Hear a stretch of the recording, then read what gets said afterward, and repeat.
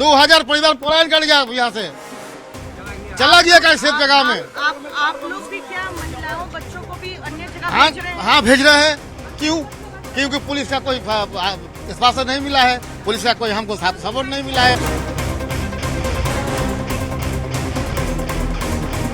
पश्चिम बंगाल के मुर्शिदाबाद में वक्फ संशोधन अधिनियम के खिलाफ भड़की हिंसा ने गंभीर रूप ले लिया है। यहाँ हालात इस कदर खराब हो गए हैं कि बीएसएफ को उतारना पड़ा है। प्रदर्शन के बीच हुए बवाल में अब तक 3 लोगों की मौत हो चुकी है, जबकि कई लोग घायल हैं।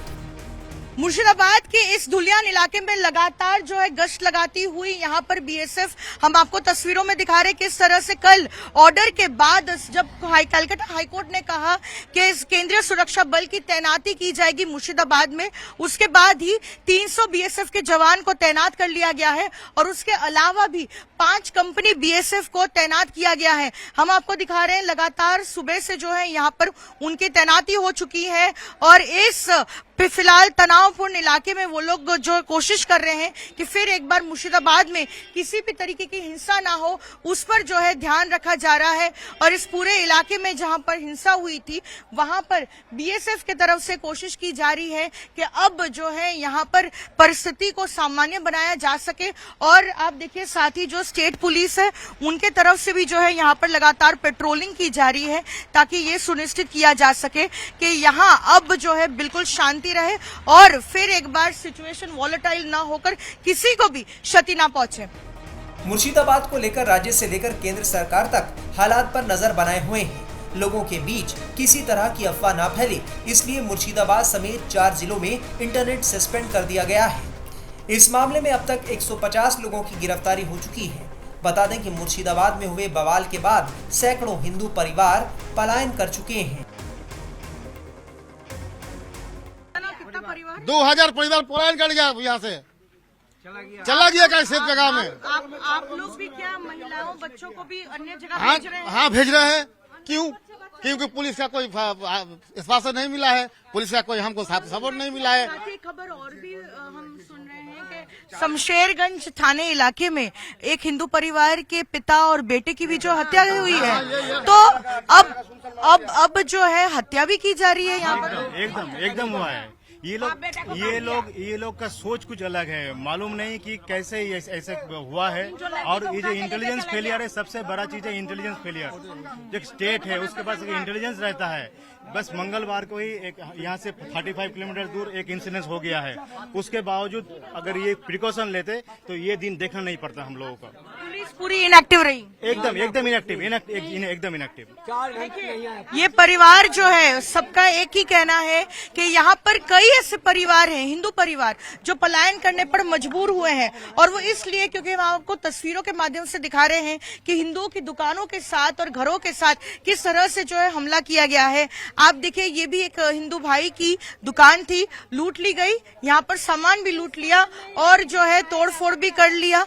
और साथ ही अब जो जहां अपनी जान बचाकर जा रहा है, जो इस इलाके को छोड़कर कई ऐसे परिवार है जो शरण ले रहे हैं पास के जिले मालदा में या फिर झारखंड के किसी इलाके में जा रहे हैं, क्योंकि उनका कहना है कि यहाँ पर लोग सुरक्षित नहीं है।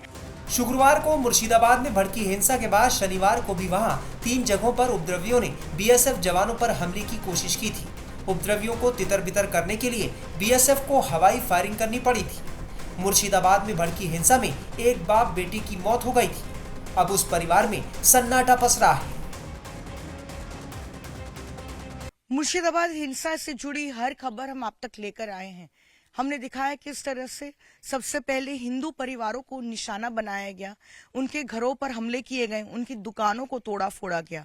उसके बाद हमने दिखाया कि किस तरह से हिंदू परिवार मुर्शिदाबाद के धुलियान से पलायन करने को मजबूर है। मालदा से वो भी तस्वीर हम आपको लेकर आए जहां पर धुलियान में रहने वाले तमाम जो यहाँ पर हिंदू परिवार है जिन पर हमले हुए थे, वो अपना घर बार छोड़कर जो है एक राहत शिविर में जाने के लिए मजबूर हुए थे मालदा में।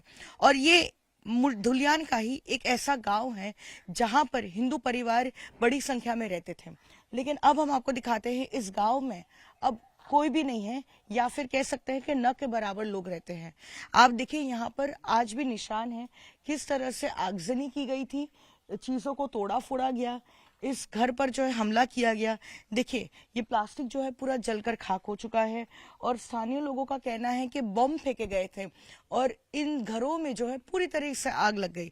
तो समझ लीजिए जिस दरवाजे को तोड़कर अंदर नहीं जा पाए थे उसी जगह पर एक बॉम्ब चार्ज कर दिया और उस बॉम्ब चार्ज करने के बाद ये घर जो है जल गया। हम आपको एक तस्वीर और भी दिखाना चाहते हैं कि जैसे जैसे हम इस गांव में बढ़ रहे हैं देख रहे हैं कि चारों तरफ लोग अपने घरों को छोड़कर इस दहशत में जो है वो जा चुके हैं। यहाँ पर भी एक घर है जिस पर ताला लगा हुआ है। साथ ही ये जो है ये भी इशारा करता है कि किस तरह से राज्य सरकार विफल रही है इन परिवारों को सुरक्षा देने में। आप देखिए अभी भी निशान है किस तरह से यहाँ पर बॉम्ब्स चार्ज किए गए, यहाँ पर जो है कई चीजों को जो है यहाँ पर जलाया गया। और उसके अलावा हम आपको दिखाते हैं ये वही घर है जहाँ पर उसी परिवार के पिता और बेटे को जो है उनकी हत्या कर दी गई। और आपको बताते हैं कि इस घर की हम तस्वीरें दिखा रहे हैं कि क्या परिस्थिति है अभी। आप देखिए यहाँ पर पथराव के निशान हैं और पथराव इस तरह से किया गया क्योंकि यहाँ पर ऐसा लग रहा है कि लूट के जो है इंटेंशन से यहाँ पहुंचे थे और इस घर पर लगातार जो है अटैक हो रहा था और इस दरवाजे को तोड़ने की कोशिश हो रही थी। और वो जो पिता है वो इस दरवाजे के पीछे ही खड़े थे और वो कोशिश कर रहे थे कि वो अंदर दाखिल ना हो और जो है वो दरवाजा ना तोड़ सके।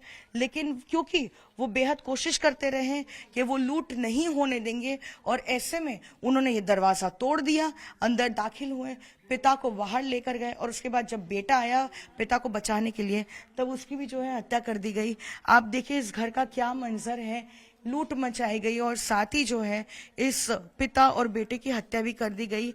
उनकी पत्नी है, एक बार उनसे बात करने की कोशिश करेंगे। हालांकि बेहद ये जो है दुख का समय है, वो शायद बात करने की परिस्थिति में भी ना हो, लेकिन उनसे बात करेंगे। दीदी की হয়েছিল শনিবার দিন? কি হবে ও তো ওরাই সব এলো, সব দুবার তিনবার চলে গেল, পুলিশ এলো তো এরকম এই ঘটনা ঘটতো না, পুলিশ তো এলো না, দুবারের বেলায় তখন চলে যাইয়া তিনবারের বেলায় কেটে গেল। তো আমরা কাকে লিয়ে থাকবো, কি করে বেঁচবো? পুলিশ এলে তো এই ঘটনা হতো না। তোমরা যেইলা করতে এসেছো তো আমাদের কি কেউ হয়েছে পাশে দাঁড়াইলো? পুলিশও তো এলো না 3 ঘন্টা ধরে, তো কেমন করে হবে? ওরা কি লুট করার জন্য ভেতরে ঢোকার চেষ্টা করছিল আর উনি আটকানোর চেষ্টা করছিলেন তখন কি? না, ওরাও তো ইট পাথর ঝাড়ছে, সাবল দিয়ে দুয়ার ভেঙছে, ওইলাই করছে। তখন আপনারা কোথায় ছিলেন? এই তো এখানে বাড়িতে। এখানেই? হ্যাঁ। সমস্ত কিছু আপনার সামনে হলো? হ্যাঁ, টেনে লিয়া গেল দেও তো কোপাইলে 2 বাপ বেটাকে। কতজন ছিল? মেলাই জন ছিল, একটা আড্ডা নয়। সব মুখে ঢেকে ঢেকে আছে, চিনা যায় না কাউকে। আপনার গ্রাম তো পুরো ফাঁকা হয়ে গিয়েছে, হ্যাঁ। সবাই চলে গেছে বাড়ি ছেড়ে। তো আমরা কি করবো, আমরাও চলে যাব, উঠে যাব। তোমরা যে এসেছো তো পাশে দাঁড়াবে না, কিছু ব্যবস্থা করবে না? देखिए बेहद जो है दुख भरा ये समय है। वो बता रही हैं किस तरह से ये सारा सब कुछ जो है उनके सामने हुआ, उनके सामने ही जो है उनके पति को, उनके बेटे को जो है घर से टान कर लेकर चले गए और उसके बाद ही इस घर के बाहर उनकी हत्या कर दी गई। और बीजेपी समेत तमाम विपक्षी पार्टियों ने मुर्शिदाबाद की घटना को लेकर ममता सरकार पर निशाना साधते हुए वहां राष्ट्रपति शासन लगाने की मांग की।